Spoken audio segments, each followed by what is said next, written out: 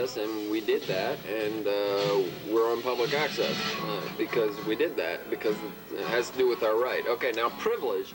Now the privilege to be on cable access, that implies that there's someone deciding who gets to be on, which implies that they are the truly privileged people. Who is that who is truly privileged to decide person A gets on, person B does not? Those are the people who are truly privileged. Now, in order to answer that question, what we need to do is to understand, even in a vague way, the trajectory of privilege in American society generally. Okay, that privilege is we are a patriarchal, white supremacist society, white supremacist, puritanical society. All right, so who has the privilege? There are just several people who have the privilege. There's an elite group of people who have the privilege. Now, for instance, if a whole bunch of people would look at some bizarre religious programming which is on every day on public access, and they call up and you get 30 people calling in instead of 3. And they say, hey, take this shit off, man. This is freaky, and I don't want my. What if my kids see this shit and they're like, now what is this? This is really kind of interesting to me, and they get lured in, right? No, it's not going to be pulled off. Why? Because those people are historically from the white patriarchal system of privilege, which says that if you're a Christian church or whatever, you can put on whatever you want. And you can get as many complaints as you want, doesn't matter. All right, now our program, the views that we express here of this city, how many people interviewed would be on our side, would say that we at least have the right to express our opinion? How many people? Well, we're talking at least 40%. We're talking about a lot of people who would like to hear what we say against the conventional bullshit. And we're talking about a lot of people beyond that even who would say, hey, it's their right to at least give a different opinion, or to have a different view on public access, which, by the way, is the function of public access, is to have a different view, a view which can't get onto the monopoly of media. You know, when you have media is a monopoly. This is recognized by our government, which is why the government says we should have public access, which is to allow on different voices which are not from the monopoly. Okay, so here we are saying this, and if we were to gather a poll of people in Marshall who could at least appreciate our view, it would be a considerable portion of the populace. Considerable portion.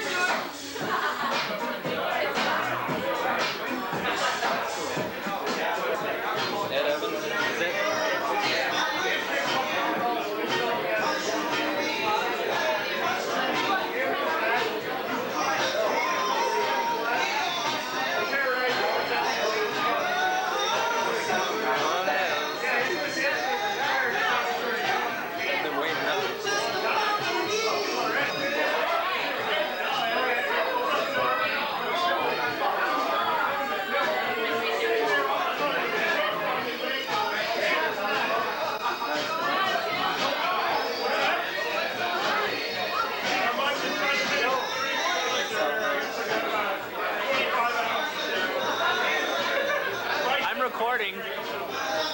This is a student body president at a party. This tape is going straight. Whoa.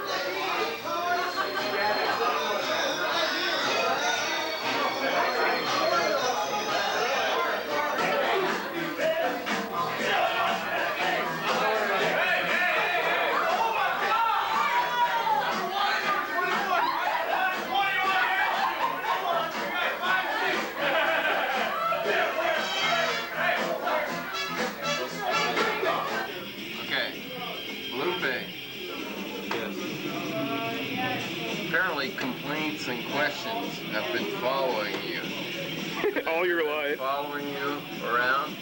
You've had a lot of complaints and questions, kind of just like this, like kind of easing down your nipple. They're kind of getting at you. They're making you kind of titillated, but at the same time angry. Yes, very angry. And then how have you dealt with this? Well, I haven't slept for like nights on end. And is that because of this or because of something that you've taken? Because of this. Too much caffeine. What I guess sort of response I want to make to this article is complaints, questions, file SSU Professor's Public Access Show is that we don't drink alcohol. Everything that you see is like, especially this it's like Mountain Dew tilted back. So it's like regular TV where it's illegal to have alcohol on set. So we use. I just drink my own urine. I just drink a lot of soda. Isn't that bad for you? My own urine. My own urine. I figure there's no problem with it. I know it's safe. Headline had to illuminate that we were SSU professors. The fact is that if we were Schwann's or Heartland employees, it never would have made probably the headlines. I mean, it's fine to sort of to give information to the public saying this is where these people work. Great. I mean, but it seems to me that putting us as identifying us in the headline as SSU professors sort of predicates that it's the opinion of SSU, and it's not the opinion of SSU. What it is the opinion of is people that, such as us, who are interested in number one, having a good time, and number two, talking about issues that are not talked about on TV. We first got into this, we were told by Studio 8 that there's nothing that's basically untouchable. Yeah, tell them what they've had on before. And if it was untouchable, they would let us know and we would adapt to it. They had one before, pedophiles and abortions, like films of abortions in order to offend people, you know, to like get them to think, oh, I won't have an abortion. People have, abortions are legal. Sure they are. You know? Isn't that true, Tim? I think I heard something about that, yeah. Abortions are legal. That's what I'm saying. I'm like, legal guy. You know what I'm saying? Like, have a beer. Yeah, have a beer. You're 21? Have a beer. Smoke a cigarette. Smoke a cigarette, you know? Go to your fucking grave happy, you know? Buy a penthouse. Man. And half the time it's not, sound hasn't been working, or Studio 8 for some incompetent reason hasn't had it going. I mean, what about Harry? You know Harry? Oh, he's a great guy. I love him too. I love him too. Wailaki. Who's the other guy? Sturrock? David Sturrock. Harry, David, why don't you come down like for next week's show? Give us a call. We'll hang out together. We'll have a couple beers or like O'Doul's if that's your preference. To be more honest and God-fearing or whatever it takes. Let's not be judgmental. We're willing to talk if they want O'Doul's under their breath. Diet Coke. We'll talk with you. Can you hang with us? Can you hang with us? Can you have a discussion with us? Would you be willing to debate us on camera? you guys. You know, like an authentic, you know, you're in the same space as us, and we call you out, and you call us out, and we see what we are, we feel it, and we have that. But afterwards, we like hug and part as friends. I mean, I think we can do that. I mean, I think the dialogue, Especially Harry. I really do. I think the dialogue in Marshall needs to focus. Sorry about that, David, but I've always been attracted to the name Harry. I think the dialogue in Marshall needs to be about, you know, what is bowling? I mean, What is bowling? what is? I mean, it's just not just knocking down pins. And Is that all it truly is? believe. And you need a monkey on your back or on your side that repeats every fucking thing you say. Oh, did I say fuck? Excuse me. Oh, you chilling, watching the show. Turn it to South Park, baby. Where they're saying shit. Yeah, they're saying things that are more actually bleeped out, more poignant, and actually disgusting. On other shows, they say like wax your Johnson. Yeah. It's like that protects the children. And the mothers at the And if you love your children will be like getting a good education, like raising up, reading good books, and like not like be neglected to the point where they'll be watching Crime Scenes Unit 5. Well, what I love about this article, you know, and I'm not necessarily arguing against their position. I'm saying the three mothers or three people called in who could characterize as mothers. Could be characterized as mothers. That is three. And how did they do that? I mean, were they just high on meth? Crystal meth? You sound like a mother to me. Right, exactly. Your voice is very deep. Yeah, I wonder, but, could we be characterized as mothers? Well, I mean, I think we could. I've almost had children anally Wow. at times. Note to self: edit anally out. No way. Yeah. Oh, Are you yeah, kidding? You're the devil's advocate, dog. Anal. 10:30, man. We're competing with Leno. You got Anal. You could even say anal on like on Letterman and Leno and Really? yeah, anal. Are you kidding? You can say it in a certain. You could say like Uranus. No, you could say Like Uranus, You could like even the say planet? you They could say even that. you could say anal sex. I think. Okay, can you? I think so. Well, that's like much more obscene than what I said. What did you say? You had a kid anally? Yeah. Yeah. No, people talk about like being anal. So yeah, you could say. A1 personality or whatever. Yeah.